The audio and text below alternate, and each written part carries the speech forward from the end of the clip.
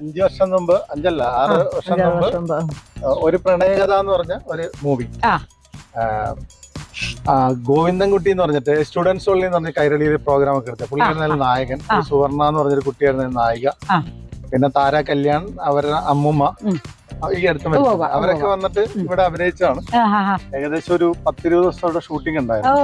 അത് കഴിഞ്ഞ് പിന്നെ ശ്രീനിവാസന്റെ ആക്ച്വലി എന്ന് പറഞ്ഞൊരു പടം, പിന്നെ രമേശ് പിഷാരടി ഇവിടെ വന്ന് അഡ്വർടൈസ്മെന്റ് അങ്ങനെ കുറെ വന്നിട്ടുണ്ട് ഇവിടെ. എന്ന് വെച്ചിട്ടുണ്ടെങ്കിൽ എനിക്ക് തോന്നുന്നത് അവിടെ നിന്നേ ഒരു സീൻ എന്ന് വെച്ചിട്ടുണ്ടെങ്കിൽ വളരെ രസമാണ്. ഇത്രയും ഗ്യാപ്പും ഉണ്ട്. അപ്പൊ ആ വീടിന്റെ ഒരു ഇത് എല്ലാം കിട്ടുമ്പോ ഒരു പ്രത്യേക ഭംഗിയാണല്ലോ. അപ്പൊ സിനിമയില് അഭിനയിച്ച വീടാണ് ഇന്ന് നമ്മൾ ഷൂട്ട് ചെയ്യാൻ വന്നിരിക്കുന്നത്. അവിടുത്തെ ചെടികളും വീടും എല്ലാം. എന്തായാലും വളരെ സന്തോഷം.